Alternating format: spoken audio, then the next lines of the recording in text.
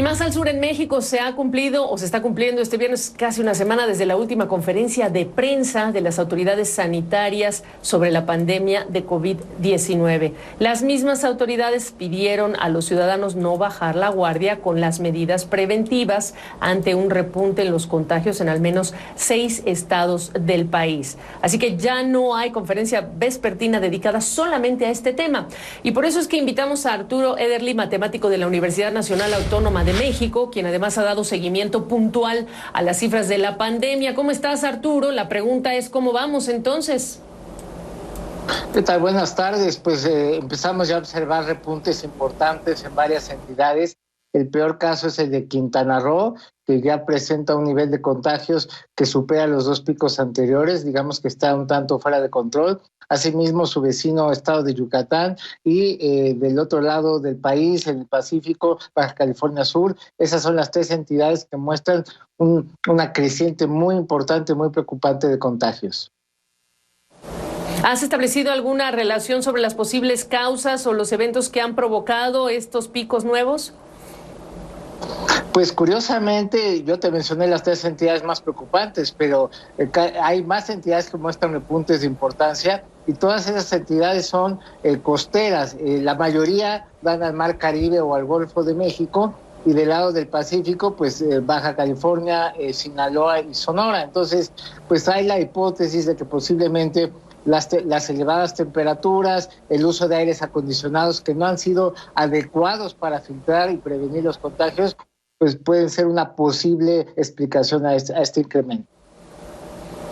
¿Qué hay en el contexto también de las vacunaciones que la conferencia de prensa traía por las tardes y que ahora pues el tema es la información, dónde está, quién la da, cómo se da?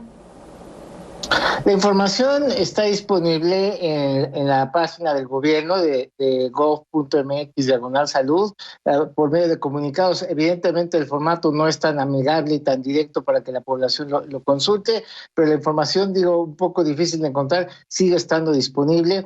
Y la realidad de México hasta el momento es que únicamente 12.3% de la población mexicana cuenta con un esquema completo de vacunación.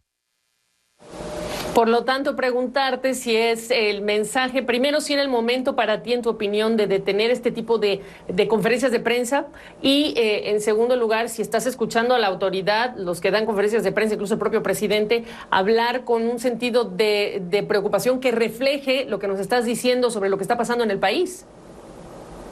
Creo que fue una mala idea suspender las conferencias vespertinas de la Secretaría de Salud. Me parecía que era un ejercicio de comunicación muy efectivo, directo con la población, explicaciones, orientaciones muy claras, a veces polémicas, pero creo que eso era mejor a que ahora ya nada más hay reportes técnicos que uno tiene que estar buscando por internet. Entonces, eso por un lado. Y por otro lado, pues que se puede malinterpretar como un mensaje de que la epidemia ya está bajo control y que por eso ya no hay conferencias vespertinas, cuando justamente estamos viviendo un repunte de importancia en varias entidades del país.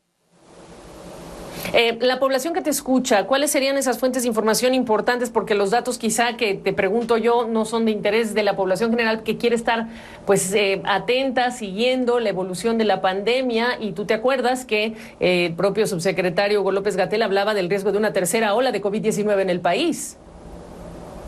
Así es, pues sí, está un poco complicado para la población general escudriñar esa información, aunque está ahí en las páginas del gobierno, pero no está toda en un mismo lugar. Sí siguen generando un informe técnico diario que se puede consultar y descargar, pero insisto, no es un formato que sea fácilmente accesible a toda la población. Entonces sí nos hace falta tener una fuente o una comunicación más directa para saber el pulso de la epidemia, que en México definitivamente todavía no ha sido controlada.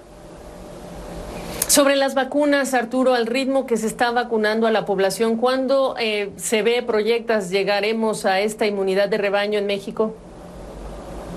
Pues yo creo que a finales de año al ritmo. Desafortunadamente iban acelerando el paso en las dosis aplicadas por día. Ya habíamos llegado a un promedio diario, un promedio diario semanal como de 650,000 dosis antes de las elecciones, pero curiosamente pasaron las elecciones y ese promedio se cayó a 380,000. Desconozco las razones por qué después de las elecciones bajaron el ritmo de vacunación. Ahora, de los estados que nos has hablado, que te preocupan, estabas hablando de Yucatán y Quintana Roo, agrégame el resto de los que de los que no están tan mal, pero preguntarte, Quintana Roo y Yucatán ya están en lo peor, pero estás anticipando que va a disminuir esa trayectoria de avance desde subida de pico y que hay de otros estados del país. Así es, bueno, de momento de Quintana Roo, Yucatán y Baja California Sur todavía no hay señales de descenso, o sea, sube los contagios, y las entidades que siguen en preocupación, estaríamos hablando de Campeche, Sinaloa, Tabasco y Tamaulipas, ¿no? Que son como las que van por atrás también ya con repuntes importantes. Arturo, gracias por la oportunidad de esta conversación. Encantado, muy buenas tardes.